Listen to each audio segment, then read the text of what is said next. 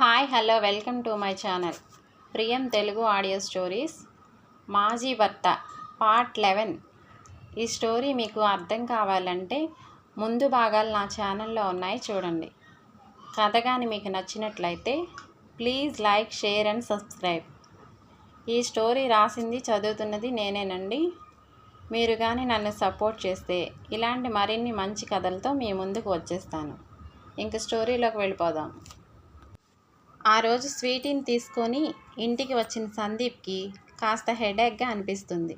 దాంతో మానస కాస్త కాఫీ ఇస్తావా, తల పగిలిపోతుంది అని అడుగుతాడు. ఎప్పుడూ తనని ఏది అడగని సందీప్ అలా అడిగేసరికి మానసకు జాలిగా అనిపించి కాఫీ కలపడానికి వెళ్తుంది. హోటల్లో గొడవ జరిగినప్పటి నుండి సందీప్ మొహంలో నవ్వు మాయమైంది. స్వీటీతో ఉన్నప్పుడు మాత్రం కాస్త నవ్వుతూ ఫ్రీగా రిలాక్స్గా ఉంటున్నాడు. ఇక సందీప్ ఆలోచనలోకి వెళ్తే, నాతో ఉన్నప్పుడే మానసకి ఇలా అయింది. అదే మానస తనకు కనబడకపోయి ఉంటే తను ఎలా ఈ 5 సంవత్సరాలు ఇలాంటి ఎన్ని ఫేస్ చేసి ఉంటుంది. నాకు ఇంత ఆస్తి ఉంది, బిజినెస్లో ఇంత సత్తా ఉన్నా ఏం లాభం? ఎంతగానో ప్రేమించి పెళ్లి చేసుకొని తనే ప్రాణం అనుకున్నా నేను ఆమెకి ఏం చేయగలిగాను? తనకి అవసరమైన సమయంలో రక్షణగా లేకపోయాను. అన్నీ ఉన్న దురదృష్టవంతుణ్ణి నేను. మానసకు చిన్నప్పటి నుంచి ఎన్నో కష్టాలు పడింది, ఇప్పటికీ కూడా. కనీసం ఇక నుండి అయినా మానసకు ఏ కష్టం అంటే ఏంటో తెలియకుండా చూసుకోవాలి. ఒక కన్నీటి బొట్టు కూడా రాల్చకుండా చూసుకోవాలి. అందుకు తను ఏం చేయాలి? మానసను తను ఎలా ఒప్పించాలి?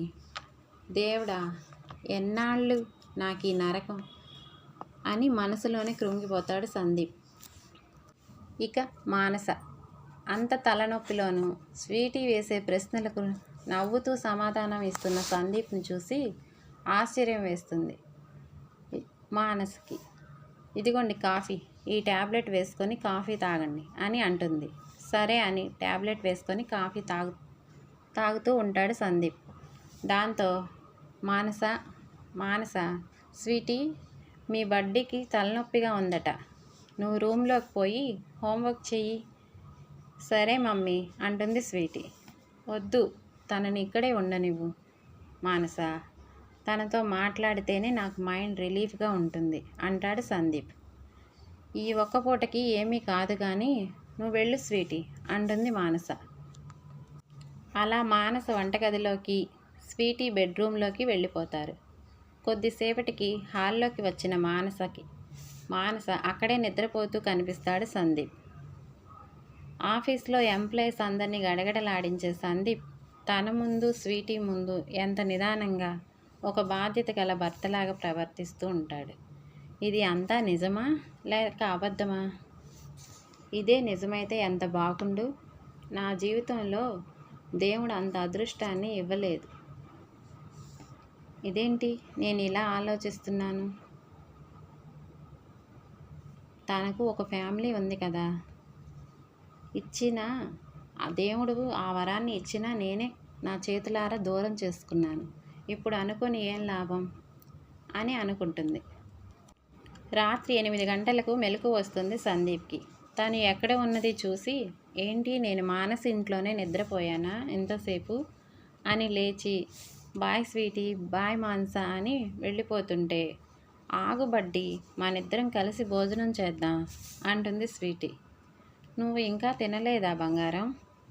లేదు, నువ్వు లేచినాక నీతో కలిసి తినాలని వెయిట్ చేస్తున్నాను అంటుంది స్వీటీ. కానీ మీ మమ్మీ నాకు పెట్టదుగా బేబీ అని అంటాడు. ఆ మాటలు విన్న మానస, ఏం పర్వాలేదు, ఇక్కడే తిను, ఒంట్లో బాగాలేదని ఏ టైంకి లేస్తావో అని కొద్దిగా ఎక్కువగానే వండాను అంటుంది మానస. దాంతో ఫ్రెష్ అయ్యి వచ్చి డైనింగ్ టేబుల్ ముందు కూర్చుంటాడు.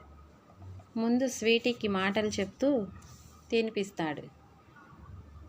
ఆఫీస్లో సందీప్కి, ఇక్కడ సందీప్కి ఇద్దరు ఒక్కరేనా అనిపిస్తుంది మానసకి. స్వీటీకి తినిపించి తర్వాత తను కూడా భోజనం చేస్తూ, వంటలు చాలా రుచిగా ఉన్నాయి మానస అంటాడు. నీ కాంప్లిమెంట్స్ నాకు అవసరం లేదు అంటుంది ఆమె. నిజం మానస, ఇలాంటి భోజనం చేసి ఎన్నాళ్ళయిందో అంటాడు అతను. ఏం మీ భార్య మీకు వండి పెట్టదా ఏంటి అంటుంది మానస. ఆ మాటకు అంత అదృష్టం కూడానా నా మొహానికి, పెళ్ళైన ఎన్నాళ్ళకి ఈరోజే వండి పెట్టింది నా పెళ్ళాం వంట. ఇంత బాగుంటుంది అని తెలిసింది కూడా ఈరోజే. నేనంటున్నది మీ భార్య రమ్య గురించి అంటుంది ఆమె. ఆ మాటతో సైలెంట్ అయిపోతాడు సందీప్. భోంచేశాక సరే బాయ్ స్వీటీ, బాయ్ మానస అంటూ వెళ్ళిపోతాడు అతను.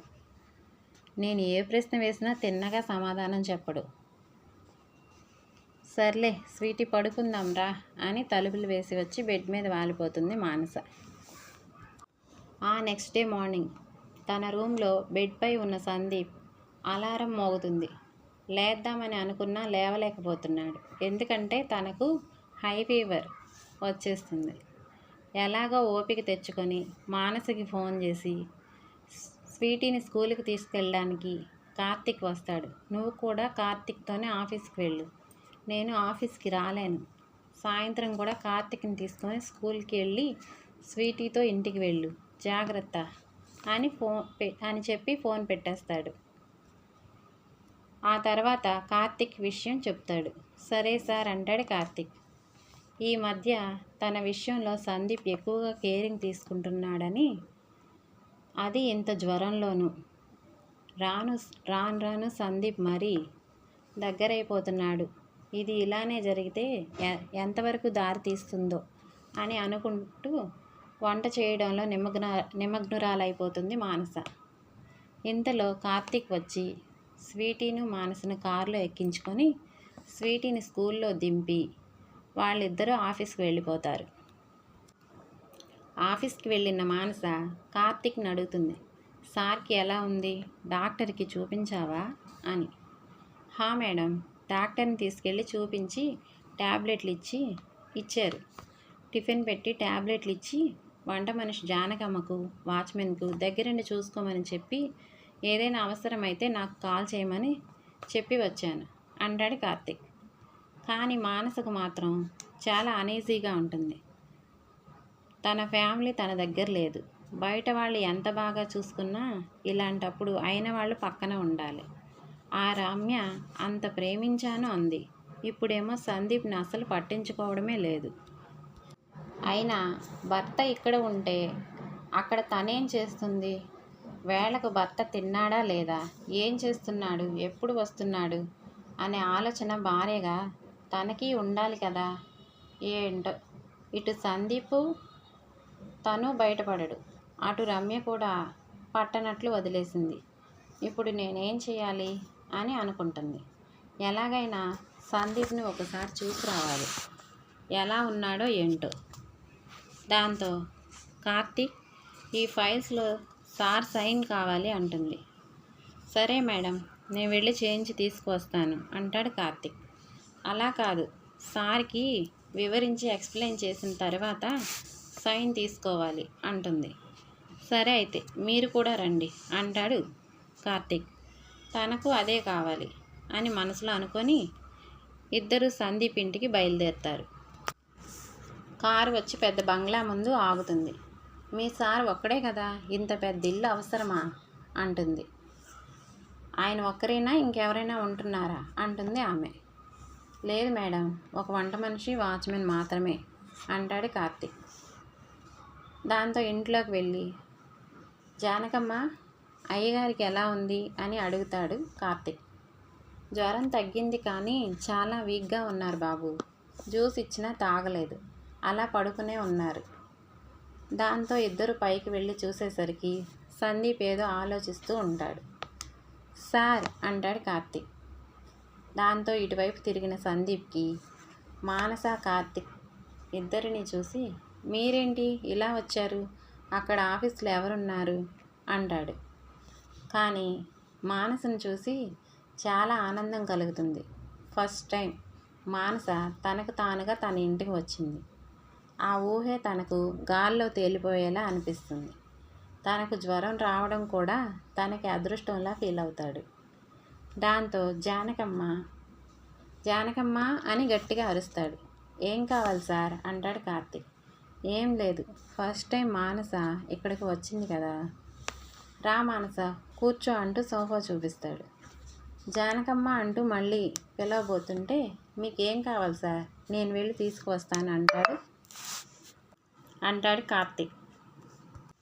ఇక్కడితో ఈ ఎపిసోడ్ ముగిసిందండి. ఈ స్టోరీ కానీ మీకు నచ్చినట్లయితే please like, share and subscribe. Thank you all. Bye bye.